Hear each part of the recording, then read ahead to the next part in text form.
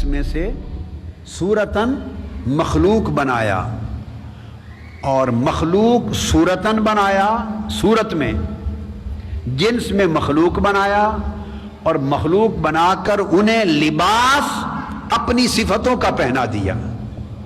جنس و صورت میں حضور علیہ السلام کو مخلوق بنایا اور ان پر لباس اللہ نے اپنی صفتوں کا پہنا دیا۔ البسہ من نعتہ الرأفۃ والرحمہ، اور حضور کو رؤوف بھی کہا اور رحیم بھی کہا، اور رؤوف و رحیم اللہ کی صفت ہے۔ بالناس رؤوف الرحیم، ان اللہ بالناس لرؤوف الرحیم، اور آپ پڑھتے ہیں بسم اللہ الرحمن الرحیم، اور اللہ تعالی رؤوف بالعباد، اللہ رؤوف بھی ہے، اللہ رحیم بھی، اللہ کی صفتیں ہیں۔ اور فرمایا ادھر فرمایا بالمؤمنین رؤوف الرحیم، حضور مومنوں کے ساتھ رؤوف بھی ہیں رحیم بھی ہیں۔ فرمایا جنس اور صورت میں حضور علیہ السلام کو مخلوق بنایا اور اس مخلوق کو اپنی صفتوں کا لباس پہنا کر دنیا میں بھیجا، تاکہ جنساً تعلق مخلوق کے ساتھ ہو اور لباس صفات میں تعلق اللہ کے ساتھ ہو۔ جنس و صورت میں تعلق مخلوق کے ساتھ ہو اور صفات میں تعلق اللہ کے ساتھ ہو، اور اس طرح اللہ سے وہ فیض لے کر مخلوق کو منتقل کریں، اور حضور کے واسطہ اور وسیلہ سے مخلوق اللہ کی قربت اور اللہ کی بارگاہ میں نور اور فیض کے اکتساب کا حق ادا کر سکے۔ اس کے بعد قاضی ایاز فرماتے ہیں پھر اللہ پاک نے حضور کو اور بھی صفتیں عطا کی جو اس کی اپنی ہیں، جو اس کی اپنی۔ پہلی عطا کی رافت اور رحمت، رؤوف اور رحیم بنایا۔ پہلی بات رؤوف اور رحیم بنایا۔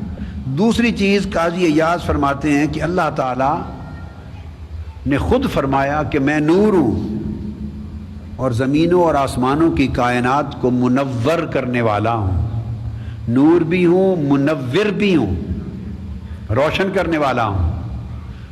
اور فرماتے ہیں کہ اللہ تعالیٰ نے حضور علیہ الصلوۃ والسلام کو بھی نور بھی بنایا منور بھی بنایا۔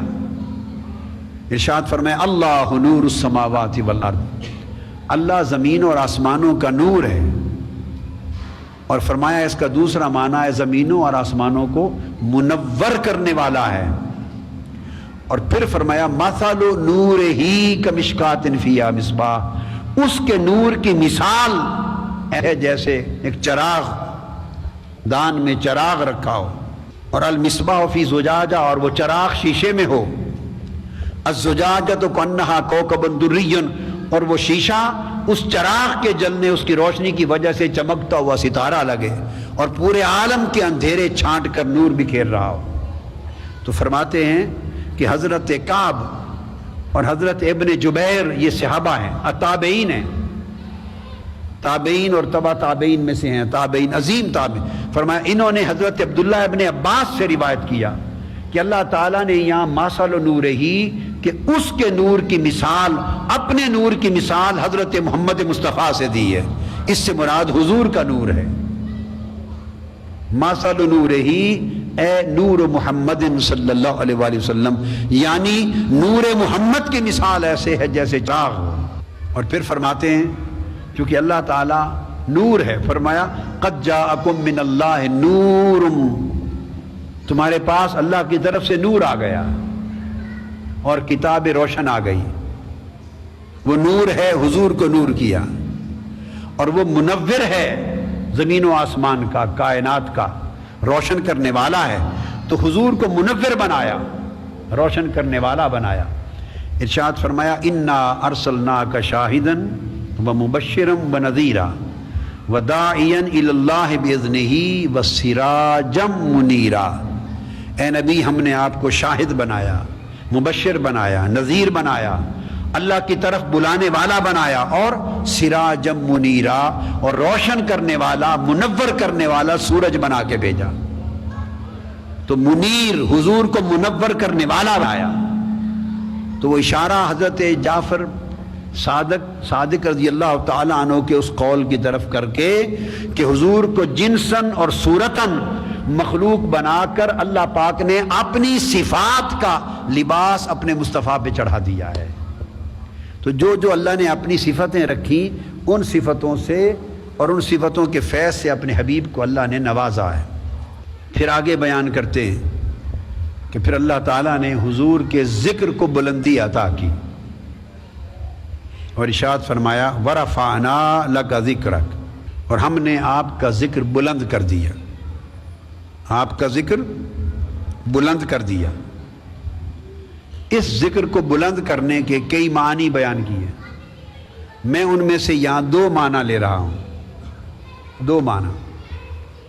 ایک معنی آپ نے فرمایا کہ وہ ہے جسے حضرت ابو سعید خدری رضی اللہ تعالی عنہ نے روایت کیا کہ جب یہ آیت اتری وَرَفَعْنَا لَكَ ذِكْرَكَ، اور ہم نے آپ کے لیے آپ کا ذکر بلند کر دیا۔ فرماتے ہیں اتانی جبریل علیہ السلام فقال ان ربی وربک یقول تدری کیف رفعت ذکرک، جبرائیل امین آئے، عرض کیا یا رسول اللہ، آپ کا اور میرا رب یہ فرما رہا ہے کہ کیا آپ جانتے ہیں کہ آپ کا ذکر میں نے کیسے بلند کیا؟ قلت اللہ ورسولہ اعلم، میں نے کہا کہ اللہ اور اس کا رسول بہتر جانتا ہے، آیت لانے والا۔